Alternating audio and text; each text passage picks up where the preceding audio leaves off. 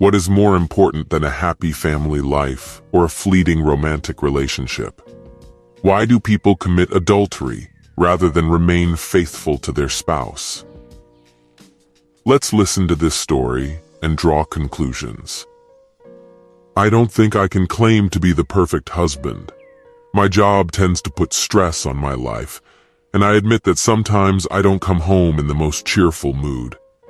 Besides, I may not be the highest paid person, and I'm certainly not a millionaire.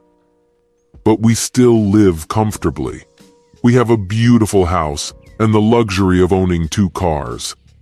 My wife has a lot of amazing things in her wardrobe, and our 8-year-old daughter Jennifer is gifted with an abundance of expensive toys.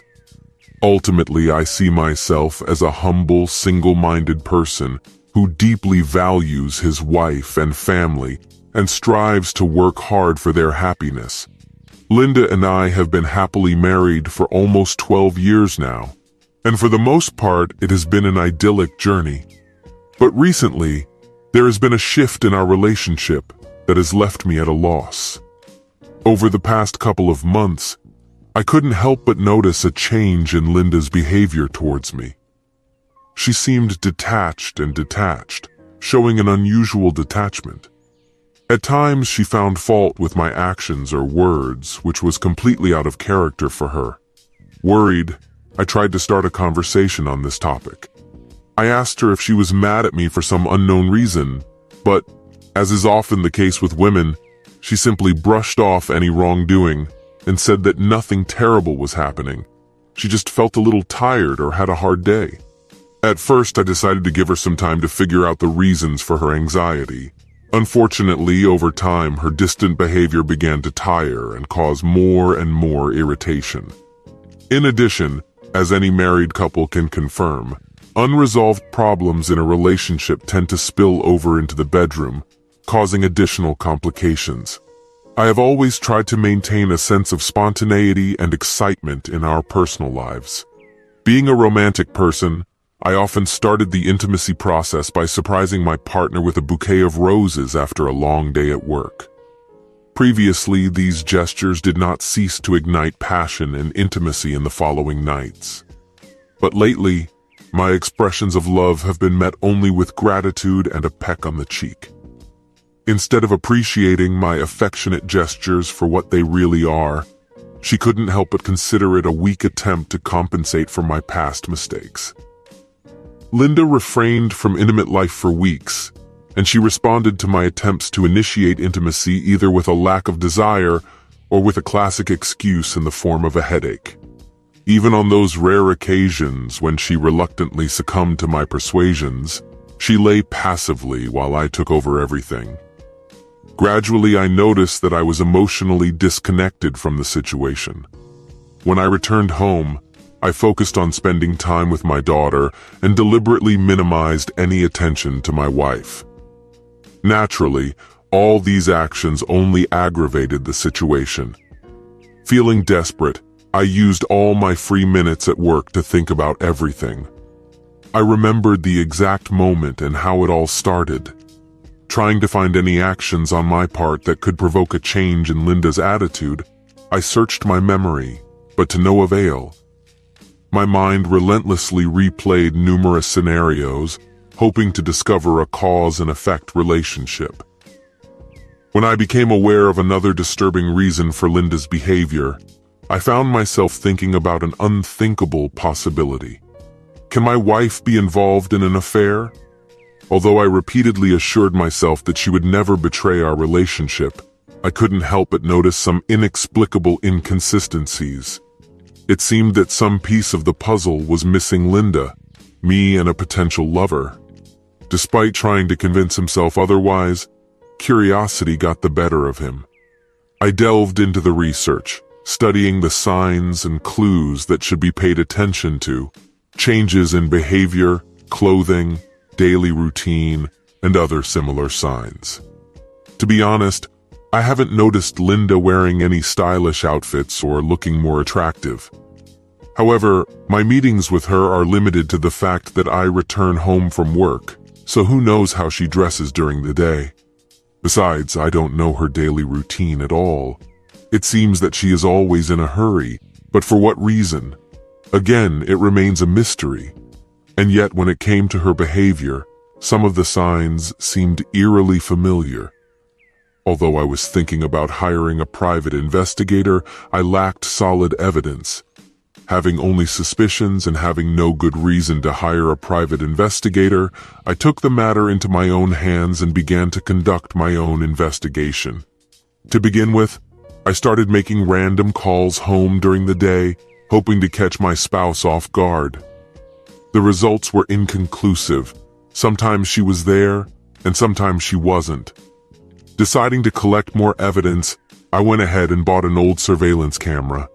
Carefully, imperceptibly, I installed it under the eaves of the garage so that it would remain hidden from prying eyes.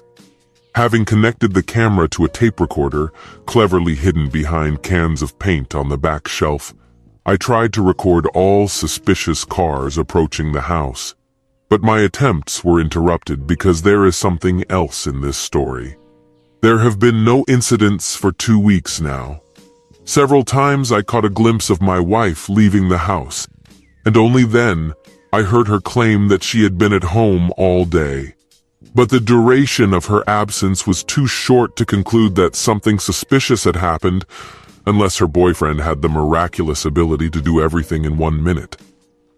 Perhaps it was just a trivial errand that she considered too insignificant to tell me about. This, of course, did not serve as concrete proof of any violations in our relationship. Over time, despite the absence of any red flags or tangible evidence, my suspicions intensified. As her mood continued to deteriorate and our intimate moments became less frequent, I began to get frustrated. Our 12th wedding anniversary was approaching, and I saw it as a chance to break out of the monotony. After a long break from dining and dancing with Linda, the idea of going out and having fun popped into my head. Perhaps it could rekindle the flames in our marriage. Of course, I couldn't wait to try it. To ensure uninterrupted bliss, we agreed that Jennifer would spend the night with my parents. I booked a table at Plato's restaurant, which held a special place in Linda's heart. As the maitre d' escorted us to a table, Linda wrapped her arm around my arm, hoping to regain the charm we once shared. But something was wrong, as if there was a subtle tension in the air. In search of solace, we decided to order a bottle of wine, and slowly but surely, I noticed how a habit appeared in Linda's behavior.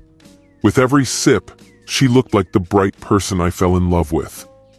Our conversation flowed easily and naturally, filled with levity and playfulness. As our dinner came to an end, it became obvious that my amazing wife was looking forward to a night of carefree fun. Despite my initial desire to visit the newly opened dance club, Linda managed to convince me to stay at our usual place. It was a pleasant place, decorated with warm and attractive lighting with a charming dance floor. In an institution designed for a more mature audience, there was music that was conducive to dancing, and it was easier for Linda to persuade me to this decision. I must admit that I am quite skilled on the dance floor, and it was this talent that initially attracted Linda and me. Our shared passion for dancing is one of the foundations of our relationship. Finding a cozy, secluded table for two, we ordered drinks and took a sip each. Inspired by the atmosphere, we decided to demonstrate to the rest of the people that dancing is more than just two-step movements, evoking nostalgia for the times when we shared joyful moments together. After almost an hour of enthusiastic dancing, fatigue gradually fell on us, forcing us to retreat to our table to get a well-deserved rest. While I was sinking into a chair, Linda gracefully took a sip of wine, and then, excusing herself, gracefully headed to the ladies' room. I watched what was happening, anticipating sensual delight, imagining the grace with which an attractive couple swayed their hips with each step. But as soon as I managed to take my eyes off my wife's flawless beauty, it became obvious that she was attracting more than just my attention. A strikingly handsome gentleman was sitting at an inconspicuous corner table on the opposite side of the dance floor and was closely following Linda's every move. I briefly wondered if there was some kind of relationship between them, as she seemed to briefly meet his gaze. When she entered the bathroom, I had the feeling that the guy was looking right at me, smirking smugly. But from this distance, it was difficult to confirm. The place we were in was exclusively a dance club, so I was curious why he came unaccompanied, but I decided that maybe, like Linda, his partner was also in the ladies' room. I watched him imperceptibly, holding him in my peripheral vision and looking forward to when my amazing wife would appear again. Once again, when she crossed eyes with him on the way back, I was sure that I had witnessed their meeting. In an instant, all my doubts receded. "Darling, could you bring me another glass of wine?" Linda asked, sitting down in an armchair. I was already feeling awkward, and I didn't like the idea of leaving Linda alone while I stood at the counter and waited for the unhurried bartender to complete my order. After looking around, I managed to attract the attention of one of the waitresses. When the girl came to our table to take the drinks order, I couldn't help but notice a note of disappointment on Linda's face. Instantly, I felt a sense of foreboding, as if the evening was destined to change for the worse. Curiosity got the better of me, and I turned around to look at the lone figure still sitting in the corner. It was obvious that he was alone. Unable to suppress my curiosity any longer, I directed my question to Linda. "Who is that guy in the corner?" The question caught her off guard, and for a brief moment panic flashed in her eyes. But she quickly regained her composure and replied, "Which guy?" I could tell by the awkwardness in her voice that I had succeeded. "You definitely looked into his eyes when you went to the bathroom," I argued. She innocently replied, "Honey, I have no idea what you're talking about. I didn't even look at anyone." But as soon as our drinks arrived, I noticed that Linda's eyes quickly slid behind her back. Turning around, I saw that Mr. Loner was approaching our table. Surprisingly, he didn't even pay attention to my presence. Instead, he walked right up to Linda and asked her, "Would you like to dance?" As soon as the words left my mouth, my voice got louder. "No thanks," I grumbled, my annoyance obvious.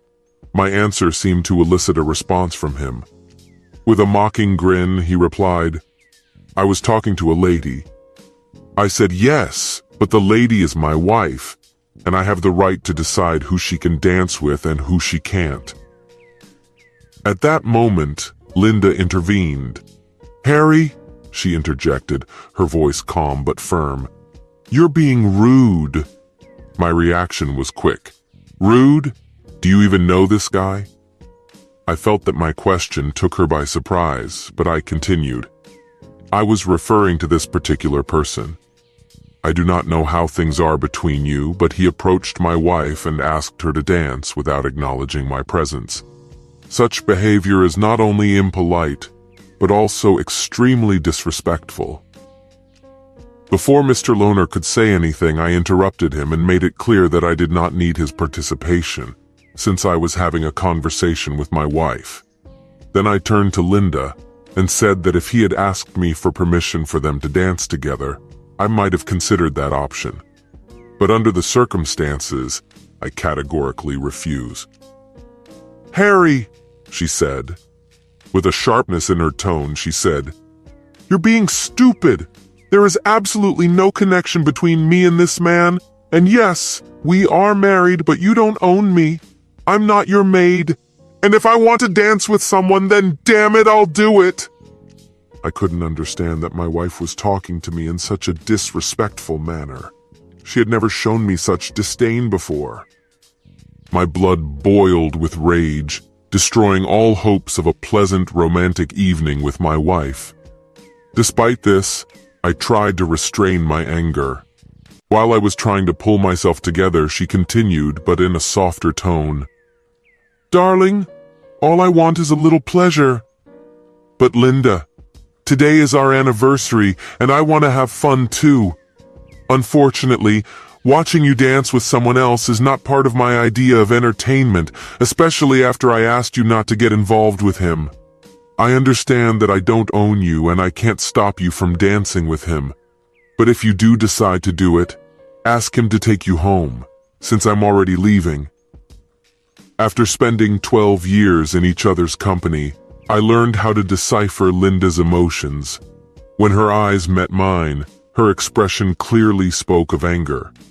But I was struck by her inability to perceive the same feelings reflected on my face. Realizing that it was impolite to continue our argument in the presence of this gentleman, I made a decision. "Why don't you dance with him for now and we'll discuss this issue later?" I suggested, trying to diffuse the tense situation. Linda abruptly interrupted me and reached out to take the stranger's hand. With a smug grin adorning his face, she stood up, and together they walked gracefully to the dance floor. I don't think they even noticed my departure, because I quickly left the room before the dancing started. It wasn't until I was 8 blocks from home that the ringing of my cell phone roused me from my reverie. Linda's voice, full of regret, asked, "Where have you been?" I replied in a solemn tone, "I'm heading home to pack my things. Is there a reason to worry?" There was a momentary silence. Then she asked, "Get ready? What are you even talking about? Pack a suitcase? Where are you going to go?" Not knowing where to go, I replied, "I can't say for sure. All I know is that I'm leaving you behind. I've reached the limit of my tolerance for this." "Harry, are you serious? It was just a dance and a trifling one at that. Are you seriously thinking about breaking up our 12-year marriage over dancing?" "The dance itself doesn't matter, Linda. Why would you continue to be married to a man you don't love and respect? To be honest, I didn't catch you red-handed, but I strongly suspect that you are cheating on me. And my intuition points to that jerk you just danced with. The way you exchanged glances on your way to the bathroom was obvious. And when he came to our table, he treated me with the same disregard that a man shows to the husband of a woman with whom he is having an affair." "No, Harry," she said in a softer tone. "You are very dear to me and I appreciate you very much. I assure you there is nothing between me and this gentleman. I would never betray your trust. Why did such thoughts even occur to you? It's just unbelievable. It's been over 2 weeks since we last shared an intimate moment, and even then, your involvement was minimal. You've become irritable and short-tempered lately. Please don't claim to respect me because your actions today prove otherwise. You're great at pretending if you're not actually having an affair." The line was silent for a while, until finally there was an answer. "Harry, I'm sorry. I really didn't understand the situation. I regret my behavior and the way I behaved tonight. I apologize for giving you reason to suspect me of having an affair." There was a short pause before she spoke again. "I admit, I looked at this man when I was heading to the bathroom. He was quite attractive. When we were dancing, I accidentally noticed him, and it seemed to me that we both closed our eyes at the same time. But I want to warn you that I'm not having an affair with him. My love, please change your mind and come back to me so that we can discuss this misunderstanding." "No. As I said before, I'm done with this situation. I warned you that if you decide to dance with this man, you'll have to find your own way home, and I meant every word. I'm driving up to our house now and I'll be gone by the time you arrive. If you're really having an affair, it might be better if you go home with your lover and forget about me. Please, my love, believe me when I say that I'm not having an affair. I'm asking you to pay attention to me. I'll call a taxi, but I ask you to stay there until I get home." Now I noticed a sense of urgency in her voice, unlike anything I had heard before. "It's very important that we talk about this case. Please rest assured that I will be back home soon." With a plea, she disconnected the call. When I got to our house, I went upstairs and packed my things. Exactly 12 minutes later, I left the house. A thought flashed through her mind. Would she really take a taxi, or would this vile man give her a lift? To clarify the situation, I drove off a block, turned off the headlights, and waited patiently for everything to be clarified. About 15 minutes later, a yellow taxi pulled up to the entrance. Getting out of the car, Linda hurried into the house. Satisfied with what I saw, I decided to head to the motel, but almost immediately my mobile phone rang. Deciding not to be distracted anymore, I turned it off. Although I still had no concrete evidence of infidelity, my suspicions were heightened. It seemed very likely that Linda and the man she was dancing with knew each other.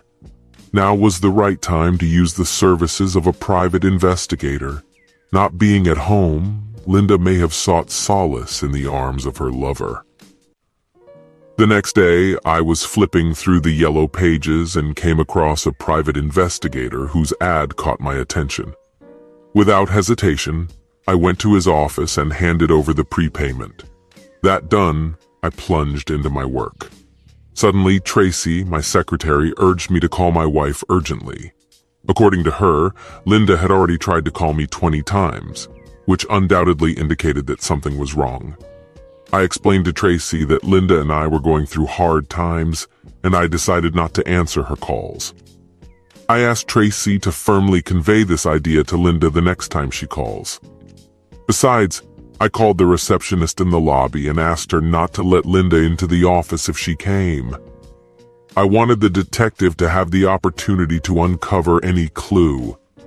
From that moment on, all that remained was to wait.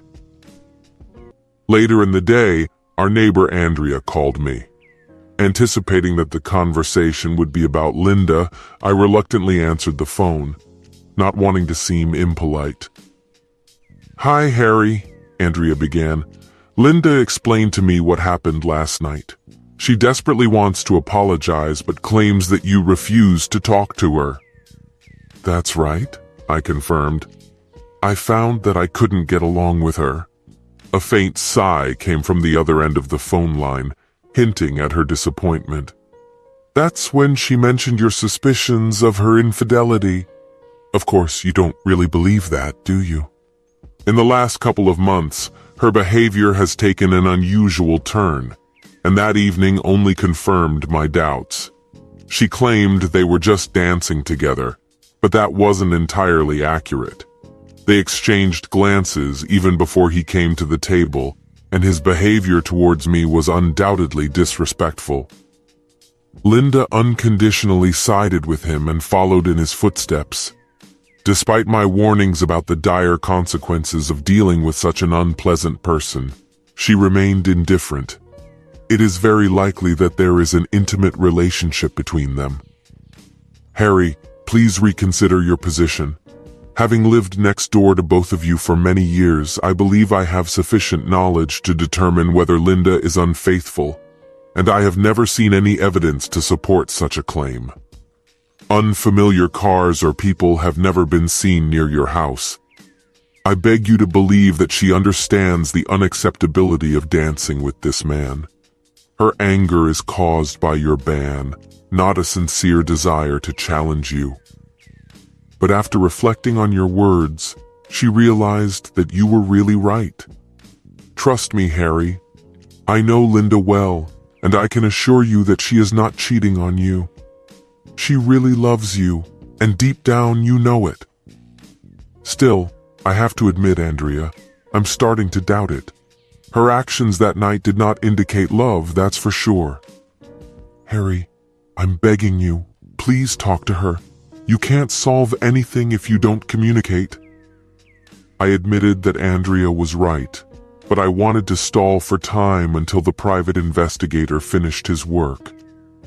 Andrea, could you do me the courtesy to let me know that I'll be in touch with her in a couple of weeks? I have a few questions to think about. The sound of a sigh reached my ears again. All right, Harry, she said. I'll let her know, but I beg you to contact her after that. Promise me that, please." "I promise," I assured her. When we said goodbye, my thoughts started wandering again. Andrea and her husband Don were our cherished friends. It was inconceivable to me that Andrea could deceive me. If Linda was unfaithful, she did it with great care. Over the next 2 weeks, I became restless. I have contacted the investigator several times. In response, he simply said that he had no news at the moment. Eventually, he called me and asked me to be present in his office. When I took my seat, my stomach fluttered with anxiety. He handed me a heavy paper bag across the table. With trembling hands, he handed me the package. "You can ignore all the mundane details," he instructed when I started looking through the first page of the report. "Just go to the conclusion on page 5. Anxiously, I flipped through the pages until I found what I was looking for. After conducting a comprehensive investigation, our office found no evidence to support the client's concerns about his spouse's infidelity. To say that I was shocked is an understatement. Not knowing how to react, I felt relief and disbelief. Although the news was undoubtedly positive, I couldn't help but doubt its authenticity. Turning my gaze to the gentleman sitting at the table, I asked, "Are you absolutely sure?" "Mr. Fremont, I have been providing constant surveillance of your wife for the past 2 weeks. We carefully monitored her activities inside and outside the house, and also carefully monitored her phone conversations. I followed her every time she left the house, scrupulously examining her phone records and credit card statements. Despite my relentless searches, there was not the slightest evidence that she had an extramarital affair."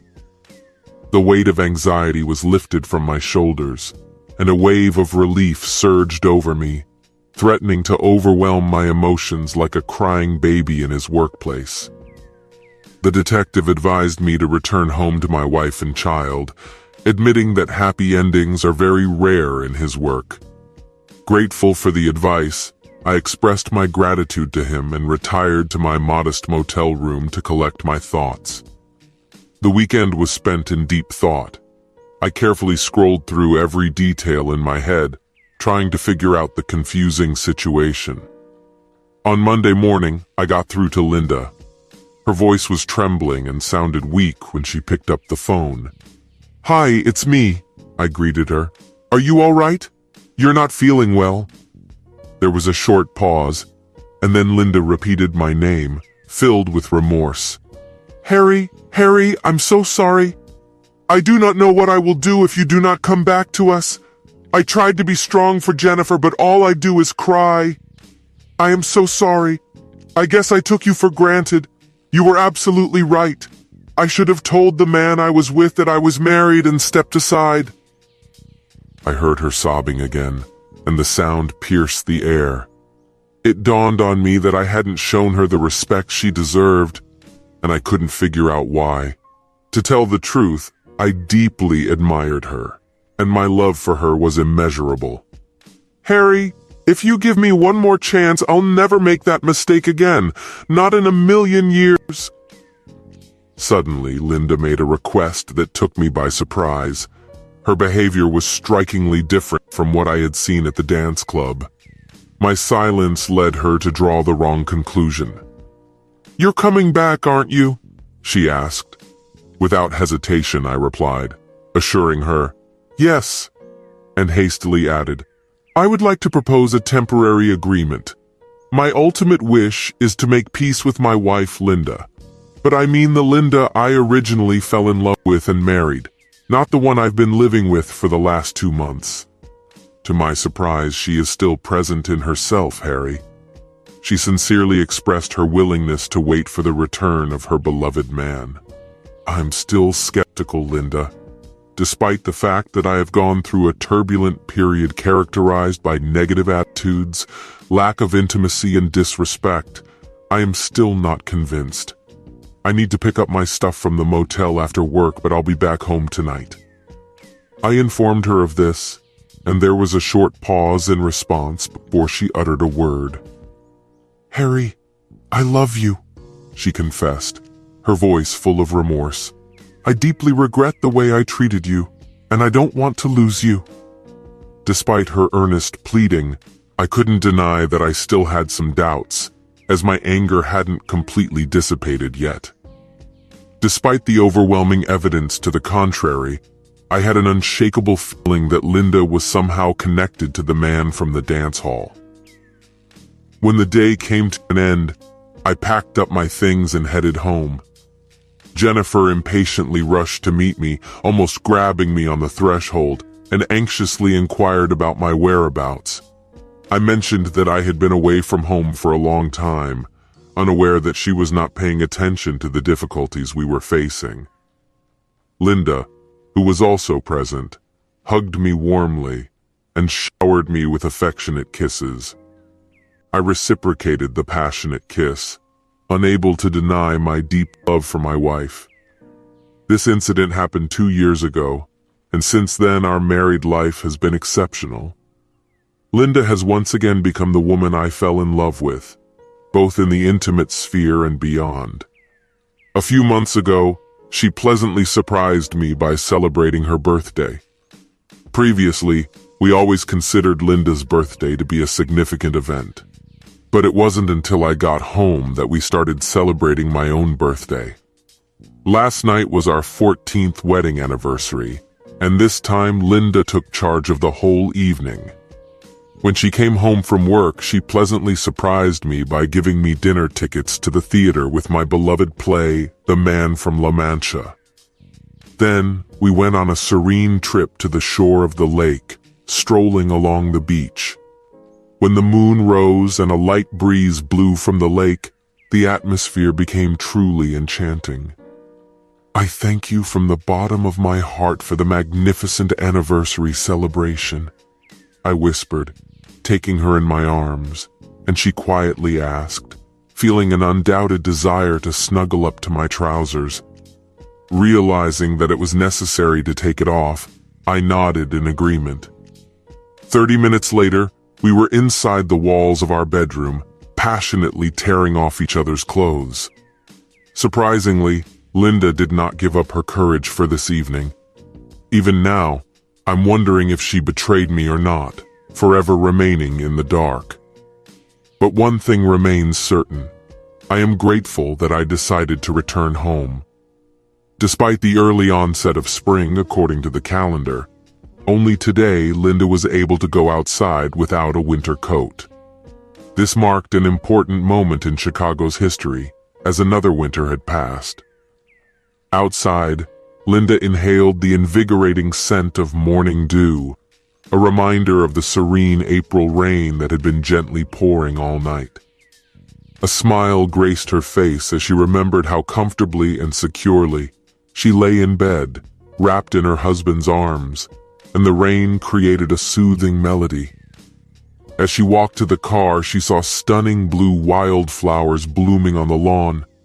The sight instantly filled her with joy and admiration. Despite the harsh winter, these persistent flowers persisted, wanting to start life anew every spring. Linda's heart was bursting with delight as she continued to hum the tune playing on the car radio. Her goal was a cozy cafe where she was going to meet Katie, a cherished friend whom she had not seen for ages. Coincidentally, Katie had a son the same age as our daughter, Jennifer. They crossed paths many years ago during a school event, and a bond developed between them that has stood the test of time. They instantly found a common language and have since become close friends. Katie arrived first and took a small table in the corner by the window. They exchanged waves and smiles through the glass as Linda walked towards the entrance. The lively cafe was filled with the delicious aroma of freshly brewed coffee when Linda joined the queue of customers eager to order a cup of Colombian paradise. Noticing her friend approaching, Katie stood up. Both girls burst out laughing at the same time, hugged warmly, and then sat down in their seats. It's been a while since we've seen each other, Linda remarked, wanting to meet her good friend as soon as possible. In response, Katie's eyes lit up with joy, and her demeanor radiated warmth and cheerfulness. Carried away by the conversation, the friends plunged into nostalgia, enjoying the memories and sincerely laughing at the funny incidents that occurred during school events. Curious, they asked each other about the children, marveling at how fast they were growing up. When their delightful conversation had been going on for an hour, Katie leaned closer, carefully lowering her voice to a low tone. With a touch of mystery, she whispered, "Can you promise to keep a secret?" asked Katie, looking around nervously. Linda mimicked the act of closing her lips with an imaginary key, emphasizing her seriousness. Worried, her friend asked what was the matter. Katie hesitated for a moment but could no longer contain her excitement. "I probably shouldn't tell you about this, but I have to tell someone before I explode," she admitted. Her voice dropped to a whisper as she continued, "I'm dating someone, sort of." Katie stopped abruptly, lifting her head from her coffee to meet Linda's gaze. Katie's mischievous half-smile hinted at curiosity. "What do you mean by sort of? Are you having an affair?" "Well, we haven't taken any action yet, but I'm thinking about it. I admit that this is inappropriate, but communicating with him awakens my vitality. His name is Cody, and isn't that a great name? I understand that I shouldn't pursue this, but I really have strong feelings for him, and I'm afraid that he might lose interest if I don't enter into a physical relationship." "So let me ask you a question," Linda asked. "Are you willing to jeopardize your marriage for him?" "No way! I have no intention of marrying him." Smiling, she confessed, "I'm having a little romance right now, you know. Life is a spice." But she was determined that Bruce would never know the truth, as he would be devastated to find out about her intimate relationship with another person. After taking a sip from her cup, she continued, "Besides, Cody is also married, so we both have to be extremely careful." For the past 2 years, Linda had also kept this secret, not wanting to trust anyone, and now she felt forced to open up to her friend, taking a risk. "Katie, do you remember how Harry and I had difficulties a few years ago? He actually dumped me for a while. Remember?" "Yes, I understand, but I've always been in the dark about the reasons for this. You never talked about it, and I didn't want to get involved. I've been keeping this secret to myself all this time, and I need you to promise me that you won't tell anyone what I'm going to share with you." She paused, waiting for her friend to give her clear instructions before continuing. It took a moment, but Katie realized what she had been patiently waiting for. "Of course, Linda, I swear to you, yes. If this information ever gets out, it could undoubtedly ruin my marital relationship. That's why I refrained from trusting anyone. But Katie, it's imperative that you hear this before you jeopardize your own marriage." As soon as the waitress appeared with a steaming pot of coffee, Linda waited patiently while she filled their cups. "It seems like I'm not like countless other married women. After living together for 12 years, I began to feel a sense of monotony. Our daily routine has become tedious and uninteresting. The feeling was unusual. After all this time, I found myself looking around and wondering, what am I doing? Where is my life going? Nowhere it seemed that I was stuck in this stagnant state. I lack a sense of purpose for myself." Just at that moment, Katie intervened. "I understand, Linda. Your feelings are close to me. I think most women experience this at some point. It's not that you don't love your husband. I adore Harry with all my heart, but I still have a nagging feeling that this is not enough, that something important is missing. It's like I'm gradually sinking into a state of mild depression. Everything has lost its appeal, including making love, depriving me of any excitement. It wasn't anyone's fault. Harry's vitality was noticeably waning, especially in our intimate moments. I should have been happy, but nothing could assuage my displeasure. Even school activities turned into unbearable experiences. Linda took a sip of coffee and looked at Katie, assessing whether her story had found a response. It was obvious that she was interested in her, and she continued. "And then I met Terry." "Are you implying that you had an affair?" Linda confirmed her understanding with a barely perceptible nod. "It was really an emotional connection," she said, glad that it hadn't escalated into a physical one. She let out a sigh of gratitude. Reflecting on the past, she recalled the moment in the small grocery store on Marshall Avenue when she first saw him. "This man was undeniably captivating," she confessed to Katie. His striking features, including a gruff charm, sandy blonde hair, and radiant blue eyes reminiscent of Robert Redford's, attracted the eye. Not to mention that his tall stature, probably exceeding 6 feet, was noticeable even in his clothes, hinting at a well-built physique. I knew perfectly well that people were looking at me, but I couldn't look away until he noticed me. Embarrassment gripped me when he returned my gaze with a smile, and our playful flirtation began. The interaction was exciting, almost dangerously tempting, but a sudden realization brought me back to reality. I urgently needed to go shopping. Walking through the grocery department, I decided to buy some tomatoes, but fate decreed otherwise. At the moment of the unexpected collision, I found myself face to face with him. His captivating big blue eyes and amazing smile greeted me as he warmly said a simple hello. "Katie, I'm sorry to admit this, but I started to feel a little turned on. It was rather awkward, and I silently hoped that he would not detect any unpleasant odor." I felt my cheeks turn red again. To my surprise, he extended his hand to me and introduced himself.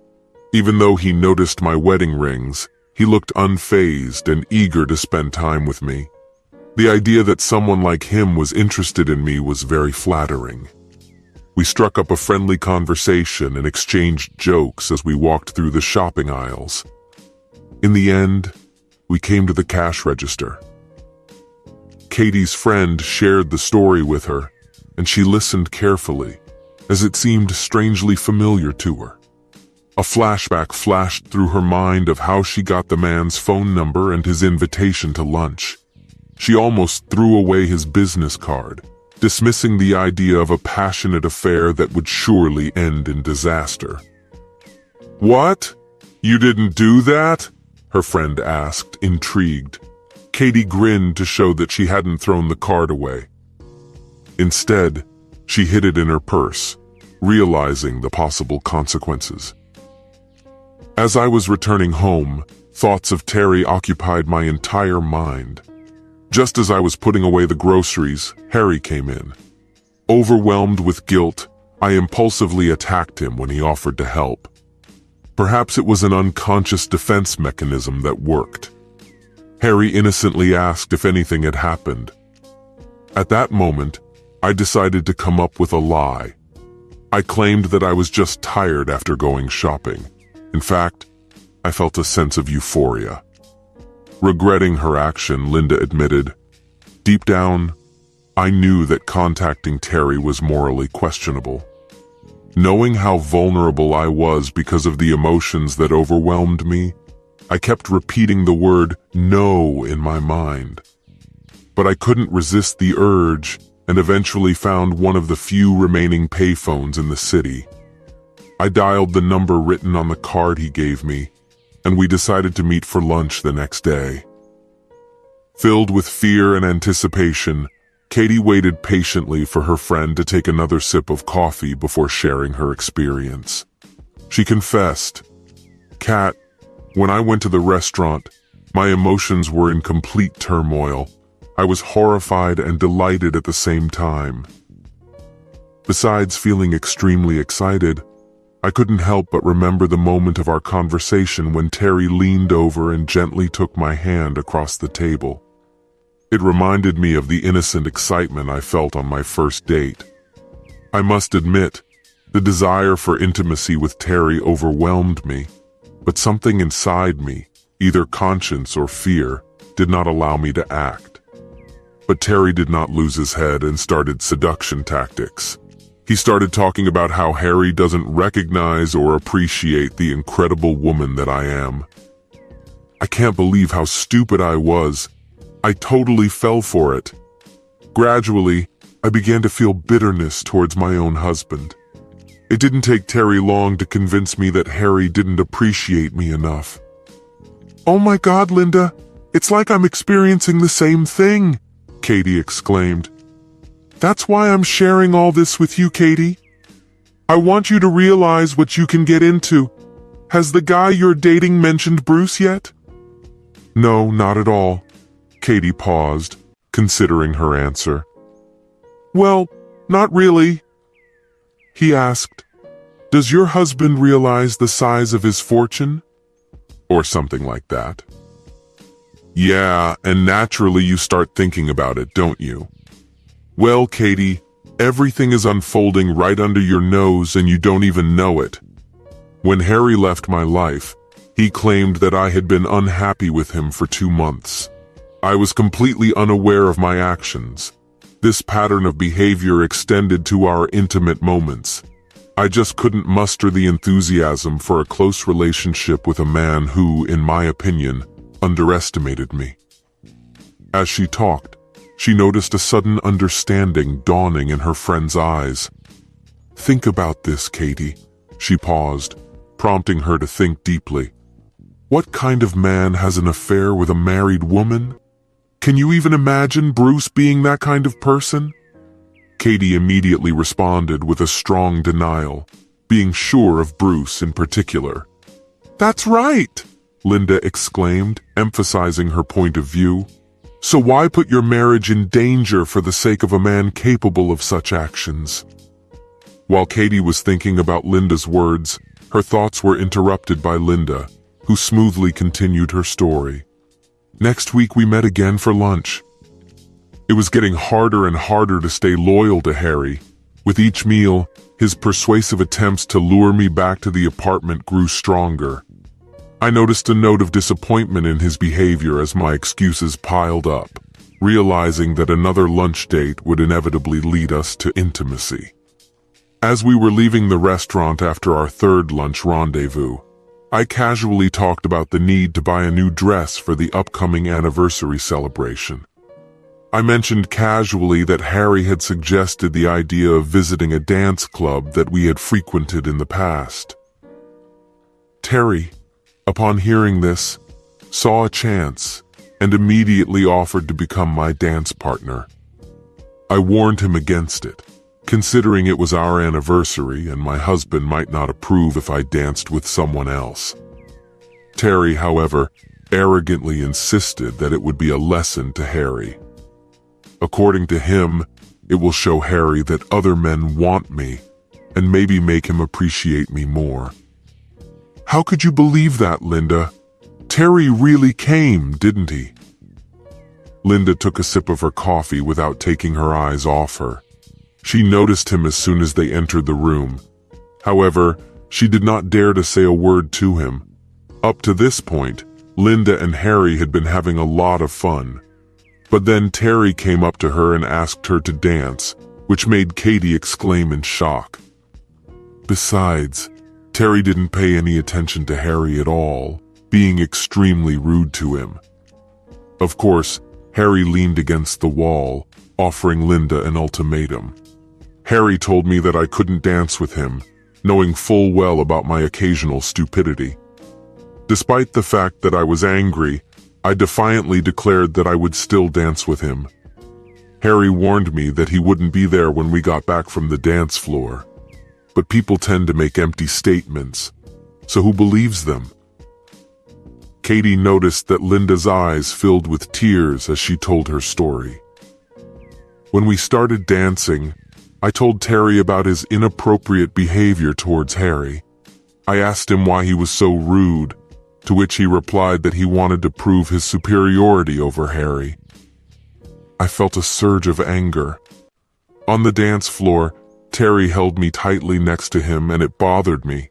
But what worried me even more was the thought of Harry watching us and getting even more furious. I was so engrossed in this worry that I didn't notice how the first dance ended and the second began. When the dance finally ended, I firmly ordered Terry not to ask me to dance anymore. I made it clear that I intended to spend the rest of the evening with my husband. Returning to our table, I noticed that Terry was walking behind me. Confused and annoyed, I met his gaze, demanding to know what he was doing. He expressed a desire to apologize to Harry, but when we returned to the table, Harry was nowhere to be found. Terry sat down in Harry's empty chair and assured me that he would wait until Harry returned. Personally, I doubted his intention to sincerely apologize. It's more likely that Terry wanted to continue teasing and provoking Harry. After reflecting on the situation, I came to the conclusion that Terry believed that by sowing discord between Harry and me, he would be able to compensate for his inability to start a romantic relationship with me. I'm sure he expected me to seek solace in him, hoping that I would resort to him to vent my emotions. He seemed to believe that he could comfort me for the rest of the night. When I realized Harry was in the men's room, I told Terry to go back to his table, but he hesitated. When the waitress came over, Terry started ordering our drinks. At that moment, she asked if we would like to open another account. Confused, I asked if I needed a new account. She replied that Harry had already paid the previous bill before he left. Katie, I can't express the torrent of emotions that overwhelmed me, as if my whole life flashed before my eyes. My married life in particular was completely ruined when he unexpectedly left me. The grief on Linda's face intensified as she told her own heartbreaking story, mirroring Katie's experiences. As she empathized with her friend's suffering, her own emotions gradually came to the surface. A single tear trickled down Katie's face, flowing out of her eye. Worried, Linda reassured her, suggesting that she not go into painful details. But Katie insisted on talking about everything, emphasizing its importance. So let's see. Where was I? That's right. I immediately grabbed my mobile and wanted to dial Harry's number, but Terry immediately hugged me tightly and kissed me passionately. I felt dizzy from such sensations. I felt a strong desire. After that, we headed to Terry's car and engaged in passionate intimacy. Katie, I wasn't myself. After that, I called Harry, begging him to come back and pick me up. I begged him to come back and pick me up, urgently needing his presence. It was during this conversation that he revealed his suspicions that I was having an affair, particularly with Terry. Harry admitted that he is thinking about leaving and is not sure if he will ever come back. At that moment, Linda reached for a napkin, expressing her shock and disbelief. "My God, Katie," she exclaimed, wiping away tears. This revelation hit me like a hard blow. It was as if a switch had suddenly flipped, illuminating everything with crystal clarity. Harry did not ignore my efforts. Moreover, he did his best to lend a helping hand. It wasn't his fault. It was mine. I took him, Jennifer, and the life we created together for granted. It suddenly dawned on me that I was putting my entire marriage in danger for the sake of some despicable person. I begged Harry to come get me again, hoping for an opportunity to discuss everything. Unfortunately, he did not agree, and I resorted to calling a taxi. Katie asked where Terry was during all this. He was pleased that he had achieved his goal. Grinning that I was hard to get, but now he's not interested in me. Ignoring him, I slapped him in the face and continued to wait for a taxi. When Katie held out her hand, Linda found comfort in her touch and allowed her to gently wipe away her tears. But when I returned home, I was overcome by a feeling of emptiness. Harry was nowhere to be found. Alarmed, I tried to contact him on my cell phone, but found that it was turned off. Katie, I can't express the depth of my concern at that moment. It seemed to me that my marriage was collapsing right before my eyes, destroying everything that my family and I had worked so hard to build. The fear that gripped me was unlike anything I had ever experienced. The next day, I tried to contact him at his workplace, but he refused to talk to me. His secretary informed me that he had given her clear instructions not to allow me to meet with him if I came. Despite my despair, I turned to Andrea, my neighbor, with a request for a conversation. Considering that Harry really likes her and her husband, I thought she might be able to change his mind. To my surprise, she managed to talk to him, but he just said that he needed time to think about the situation and promised to contact me in a couple of weeks. Realizing that pressure on him would only lead to unfavorable results, I decided to give him the necessary freedom of action. These 2 weeks turned out to be the most painful period of my life. In Jennifer's presence, I tried to appear strong and just informed her that Dad was not at home. But as soon as she wasn't around, I started crying. I thought I had caused significant damage to our relationship. Harry's anger was very strong, and I doubted that he would ever come back to me, especially if he suspected infidelity. "I'm sorry, Katie," she said sincerely, "but it's still incredibly difficult for me to discuss this issue." Taking a deep breath, she boldly continued her story from where she left off. As I said, Harry eventually contacted me and informed me that he was coming home. Katie, I can't tell you how close I was to losing everything at that moment. It really made me realize the value of what I have and realize how lucky I am. After all, Katie, love must transcend mere desire. I love Harry deeply, and he loves me back. In my opinion, no man is worth endangering such love. "Wow," Katie replied, her voice filled with thought. "You're absolutely right. I can't even imagine what I would do if my husband left me." Have you ever been dishonest with Harry before? Are you kidding? After I almost lost him once, I couldn't accept the thought that it might happen again. Katie, I'm constantly afraid that one day he'll find out the truth. But since he came back, I've been trying to be the best wife. I don't forget about him or our marriage anymore. Every day I express gratitude for what I have and show Harry how much I appreciate him with all the strength of my heart. That's all I can wish for. Katie gently squeezed Linda's hand, offering her support. "I appreciate you sharing your story with me," she said warmly. "You saved me from making a serious mistake, Linda. Thank you." The friends talked a little more, having previously agreed on a future meeting, and then said goodbye. Linda was relieved to realize that she might have saved her friend from a disastrous choice. When she drove up to her car, she kissed her daughter lovingly, and she thanked her mother for the timely meeting after school. Jennifer is rapidly maturing and approaching her 10th birthday with terrifying speed. It's amazing how quickly time passes. Upon Harry's arrival from work, Linda warmly hugged her husband, showering him with affectionate hugs and kisses. Until that day, she had never touched on the topic of a difficult period in their marriage. The conversation with Katie served as a vivid reminder of the extraordinary life she and Harry had built together. At night, when Harry was peacefully dozing next to her, Linda shifted to her side, and propping herself up on her elbow, plunged into her thoughts. Looking at the wrinkles that appeared on his face over time, she recalled the moments when each of them debuted. With a flick of her fingertips, she traced the outlines of some of the new ones. Her heart was pounding with adoration and affection for the man of flesh and bones lying next to her.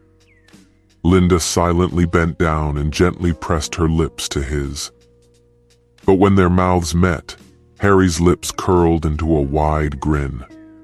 Wrapping his arms around his stunning wife, He wrapped her in his arms and pulled her to him for a passionate and intense kiss. "I thought you were asleep," she whispered. Linda leaned over to him and whispered softly, "You know what? I was lying here thinking about what to give Jennifer for her birthday," she said. Harry replied curiously, "Really? What do you think she really wants?" Linda replied, "A little brother or sister." The revelation was not entirely unexpected. They had discussed the idea of expanding the family before, but they never came to a consensus. A warm smile spread across Linda's face. It seemed that her husband had just solved this issue. "Well, her birthday is just around the corner, dear. Can we start planning?" she suggested.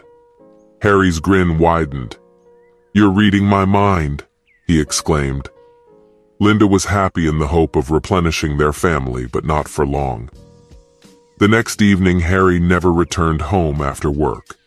He sent Linda the entire conversation between her and her friend Katie. Shocked, Linda immediately called her friend and began insulting her, thinking that Katie had recorded a confession of Linda's infidelity and sent it to Harry, but Katie swore that she did not do it. Linda tried to call her husband, but Harry did not answer her call, and Lish wrote that he had been listening to her for 2 years with the help of a small dictaphone hidden in her purse. Linda and Harry's divorce was full of tears and suffering, and now, 3 years after Harry divorced her and took custody of their daughter, Linda suffers from severe depression. She has lost a lot of weight and is being monitored in a psychiatric clinic because of her aggression. Once, when she took her daughter away for the weekend, in a fit of anger, Linda threw a wine glass at her daughter, after which Linda was forbidden to communicate and see her daughter. Harry is now happily married to another woman who treats his daughter with the same love as her own. And Lida, because of her stupidity, lost not only a loving husband, but also a daughter who is afraid to communicate with her mother. He avoided looking me in the eye, knowing full well how much pain he had just caused me.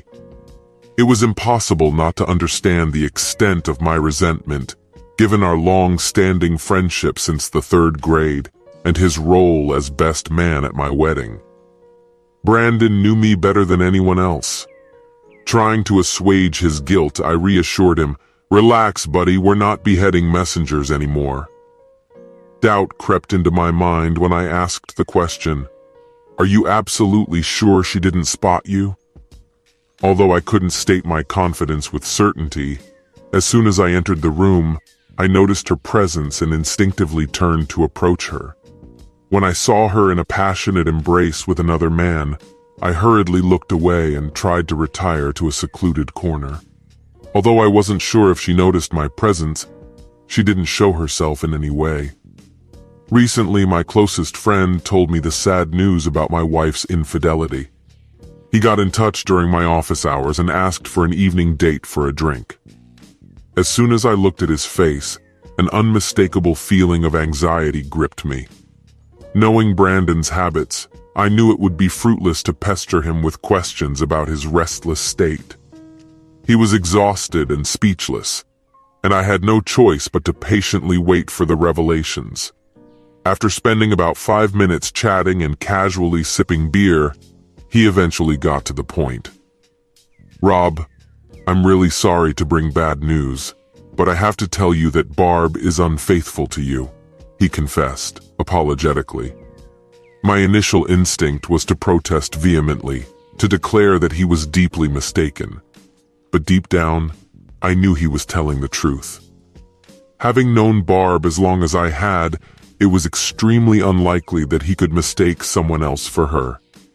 Curiosity got the better of me, and I asked how he came to such knowledge, prompting him to share intricate details. As a favor to his sister, he reluctantly went on a blind date, and surprisingly, fate gave him an unexpected meeting. In the course of the date, the evening took a disastrous turn. After dropping the girl off at her apartment, he felt an urgent need to drink something stronger.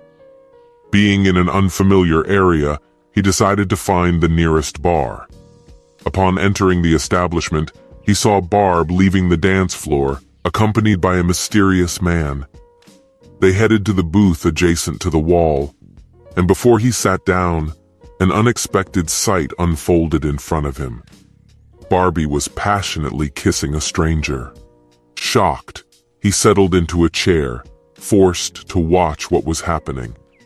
Over the next hour, he watched as Barb and the man enjoyed drinks, danced, and exchanged intimate kisses in the booth. Their bodies intertwined, swaying to the beat of the music, and the man's hands explored her freely. When they eventually decided to leave, he took a moment to get up from his seat and discreetly follow them as they left the bar. From afar, he saw them get into the back seat of the car, where Barb's head disappeared from view, and the man leaned back, resting his head on the seat. Despite his curiosity, Brandon refrained from trying to approach the car to take a closer look at it. But he had a strong suspicion that Barb was engaged in intimate activities with this man. After a while, her head appeared and they switched positions. Then Barb disappeared from sight again, and soon after, her feet rose into the air. Feeling anxious, he left the parking lot and returned home. Over the next 2 weeks, he mentally retold the events, not daring to reveal the truth until he stopped holding it back. On the way home, I was thinking about the night Brandon revealed this information, and I remembered that I was busy in Baltimore solving a production issue. At noon, I called Barb, hoping to talk to her. To my surprise, she mentioned that she was planning to go out for a drink with friends after finishing work. She assured me that there was no need to worry if I called and she didn't answer. It made me wonder if she was doing this regularly, just like Brandon was watching me when I was leaving town. If that's the case, then she should have done it at least twice a month. This puzzled me, because there was no sign of discontent or lack of affection in Barb's behavior towards me. Having been married for 10 years, I thought we had a strong and happy marriage, but it seems I was wrong. I was sure of one thing: I would find a solution. First, I needed to figure out the situation on my own. I couldn't tell Barb what Brandon had witnessed, because that would only lead to an argument filled with phrases like, "I'm your wife. Who will you trust, him or me?" To be honest, I would have believed Brandon. Unlike Barb, he had no motivation to cheat on me, and if Brandon had lied, I would have easily verified the truth. I've decided to give Barb more freedom so she can reveal her true intentions, and if she can't do that, I'll keep a close eye on Brandon. I had originally planned to visit our factory in Anniston for an inspection trip, but postponed it to allow Gary to take charge. I arranged with my boss for a week's vacation, making sure that he was fully informed about the situation, and was able to handle any calls from Barba to the office. In addition, I enlisted Gary's help, knowing that he would support me, because he had recently gone through a difficult divorce after learning about his wife's infidelity. I briefly told him about the situation, and he was happy to offer his help. I bought a disposable phone at a nearby store and gave its number only to Gary. On Monday morning, I said goodbye to Barb, assuring her that I would contact her as soon as I checked into the hotel. Promising to meet in 4 days, I went to the airport. After parking the car in a designated parking lot, I went to the Alamo rental office and took a medium-sized sedan. I finally found a suitable motel room for 3 nights. Gary called me at 2 o'clock in the afternoon and informed me that he had booked room 416 in my name at the Marriott Hotel in the city center. In the late afternoon, I parked my car near Barb's place of work and discreetly followed her as she finished her business. To my surprise, she immediately returned home. After giving her some time, I dialed her number on my personal mobile phone and told her where my apartment was. I warned her not to hang up the phone if a strange man answered it, and explained that there had been a misunderstanding with the booking. It looks like there was a convention in town, and there weren't many rooms available, so Gary Williams and I moved into the same room. I'll let you know tomorrow. I'm sending my regards. Bye. I waited until 10:15, but since she hadn't left the house by then, I decided to go to my motel. The next day at noon, I called her to remind her that today was garbage collection day, and so she wouldn't forget to put the trash cans on the curb. I'm having dinner with the CEO and the production managers tonight, so if I call late, I probably won't wake you up. If you don't get through by 9, please don't wait. I love you too. Goodbye. That evening, I decided to follow her again, and to my surprise, she immediately went home and did not come out again. This made me wonder if I had jumped to conclusions by suspecting her of infidelity during my trips out of town. I had one more night left before I had to return home as planned. She returned to our house and chose to stay at home for the whole evening, which I observed. The next day, during lunch, I refrained from communicating with her. But at about 5:30 p.m., Gary contacted me and informed me that Barb had left a message for me at the front desk. Curious about her intentions, I used a disposable phone to call her. She just wanted to let me know that she would spend the night with the girls after work and would be home late. So that I wouldn't worry if I called and didn't get an answer, she wanted to warn me in advance. She added a thoughtful note of caution, saying that if she drank too much alcohol, she would take a taxi home. I'll be back home tomorrow, and we can arrange to pick up your car. Your concern for my well-being is one of the many reasons why I adore you, baby. I really love you. I love you too. I'm looking forward to seeing you tomorrow. Take care of yourself. As soon as she came home from work, I followed her unnoticed. She headed across town and eventually stopped at the very bar where Brandon had noticed her earlier. I never knew the location of this bar and was afraid that Barb would discover my actions. In order to follow her unnoticed, I strategically moved my car. Knowing some of the girls Barb talked to, I kept a vigilant eye on the entrance, but none of them showed up. When night fell, Barb left the building, got into her car and started the engine. Anticipating that I would be trailing her, I prepared myself, but I saw her steer the car to the back of the parking lot, expertly parking it in the shady corner. After turning off the headlights, she just lingered there. It took about 5 minutes before a duo of men came out of the same building. I went to the car and stayed for a few minutes to engage in conversation. Eventually, one of the men got into his car and drove away. The second man remained watching until the car was out of sight. He then headed to the far corner of the parking lot where Barb's car was parked. They both got into the car and gradually got closer, indulging in passionate kisses. After about 5 minutes of hugging, they both got out of the car. I expected them to go back to the bar, but instead they sat in the back seat of Barb's car. I admit it may seem silly, but up to this point I had been convincing myself that Brandon's claims were completely wrong. Deep down, I believed that Barb truly loved me and would never betray our relationship.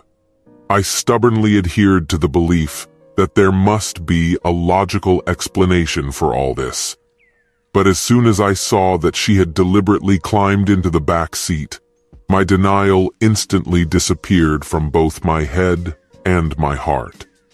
They resumed their passionate kisses, and Barb began to slowly descend until she disappeared from my field of vision. All this time, I've been watching the man look at her. I had an inexplicable desire to see Barb's actions firsthand.